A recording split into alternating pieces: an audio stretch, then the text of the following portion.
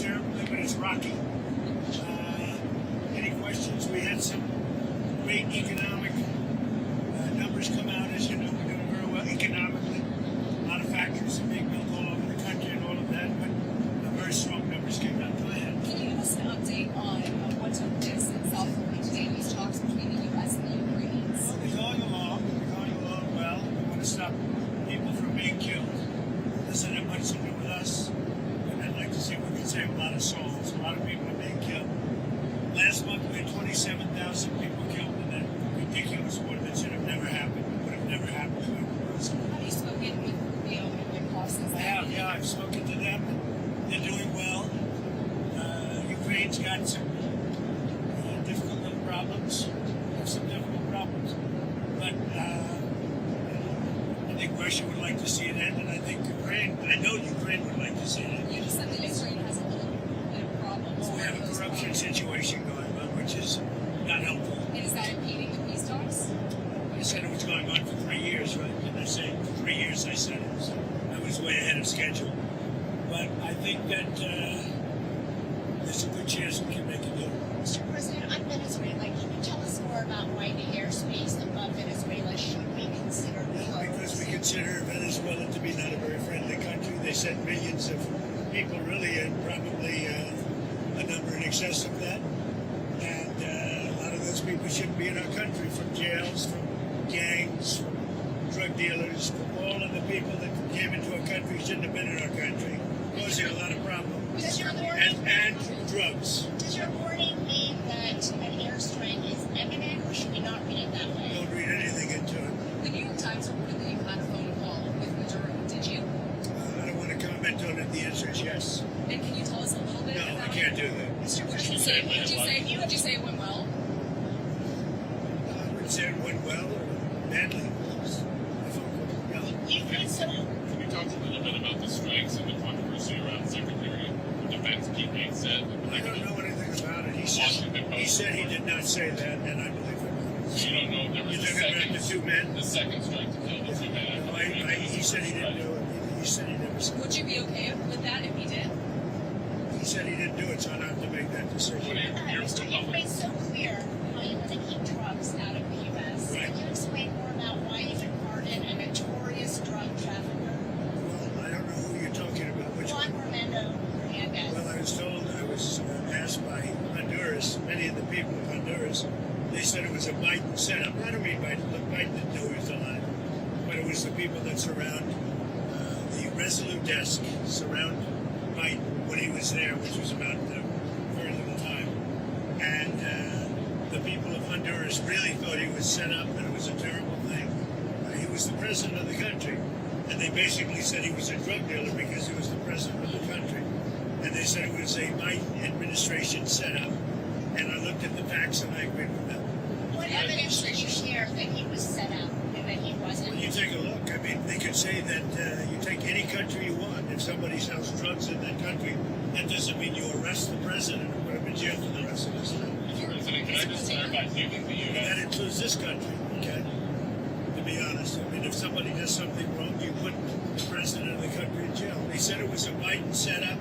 It was a Biden administration setup. And you have a big race going on this week, next week. I think it's going to be a very important race. It'll be interesting to see Honduras. That's what you're talking about, right? Correct, yes. Yes, ma'am.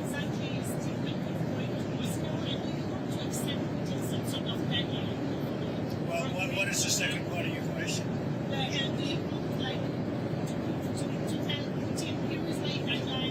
No, I don't have a deadline. I have a deadline when the war is over. And hopefully the war is going to be over. 27,000 people killed last week. 27,000 over the last 3 or 4 weeks. 27,000 people killed. And just That war should end. President, just for That one clarity, day. if there, on the Venezuela boat strike, if there were a second strike that killed wounded people, even in the first strike, were you thinking that would be legal? You think that's illegal? I don't know that happened.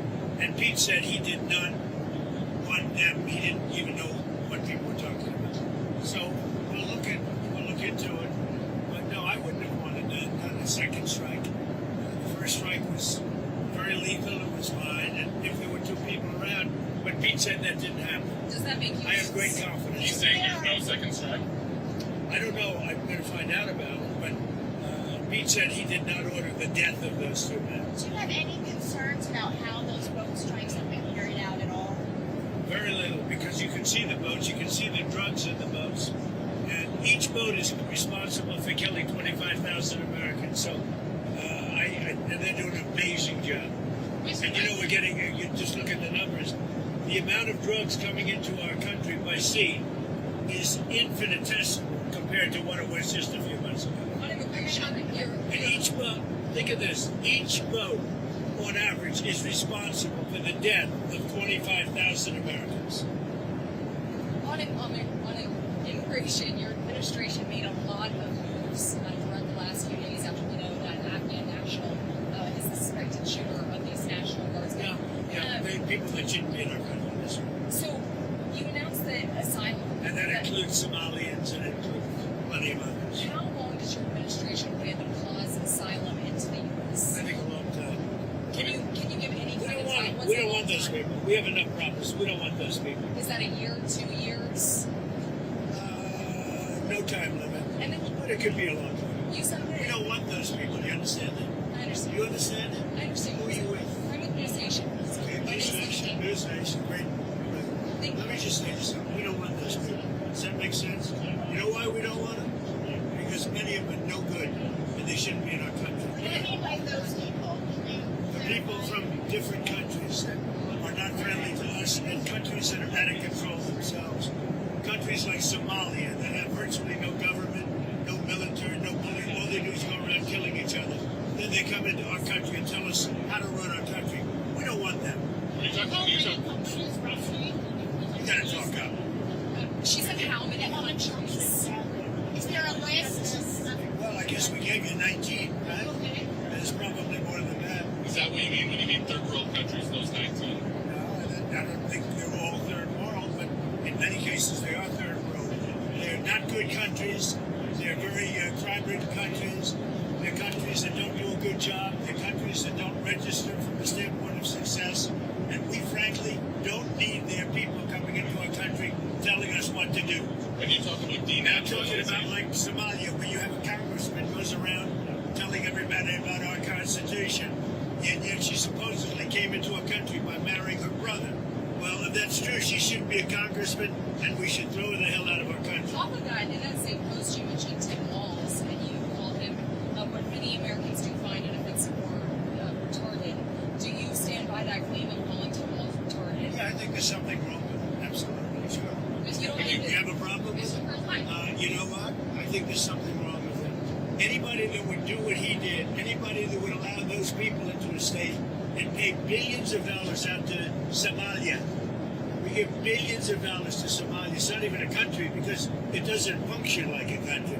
It's got a name, but it doesn't function like a country. Yeah, there's something wrong with Walls. Mr. President, you said that you might denaturalize some American citizens. Can you talk about You mean people that are in here that shouldn't be here? that became Americans? Are you Well, trying we'll to see. revoke I their mean, yeah, citizenship? we have criminals that came into our country and they were naturalized maybe through a fight with somebody that didn't know what they were doing.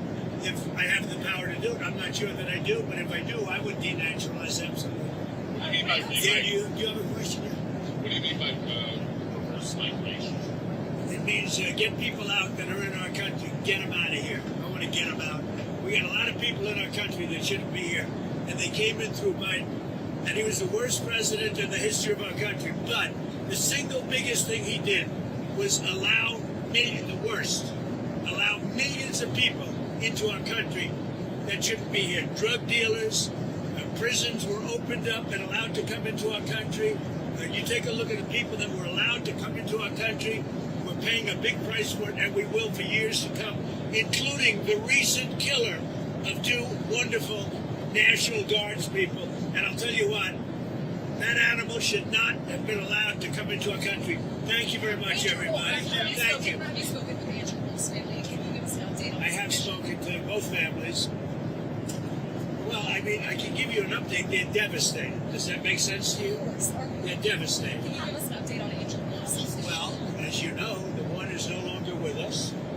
And Andrew is fighting for his life. And his parents are unbelievably great people, highly religious people, and they're praying, and they want everybody to pray for Andrew. And he has a chance to make it, but he is, his mother and father, they were so unbelievable. They were so positive. From West Virginia, great state. I spoke with Sarah's parents too, and the only thing I can say, they were devastated. They can't even believe it. It's absolutely devastating. Of course, those are children. Do you plan to bring the Beckströms to the White House? Yeah, I do. I've already suggested it. I said, when you're ready, that's a tough thing. Come to the White House, we're going to honor Sarah. And likewise with Andrew, recover or not, we're going to honor you. I do have one more question about Witkoff, because you mentioned, and this was asked previously, can you tell us what day Witkoff is going to meet with you? And then on that, is that meeting... Sometime next week. Okay, you don't have it. Is it early next week, late next week? Sometime next week. And Mr. President, on healthcare, because it's so hard to some areas. You know, one of the reasons that healthcare can work is because of what I just did with favored nations. You're going to have drug prices coming down 500, 600, 700% because of me. In other words, we're going to have the lowest drug prices, tied for the lowest drug prices anywhere in the world. It's called favored nations, and you don't talk about it.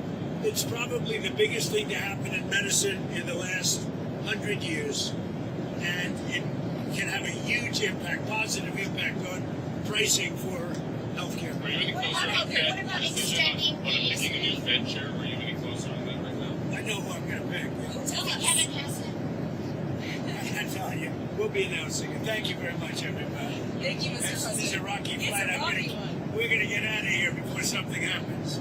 They asked about my MRI. MRIs are very...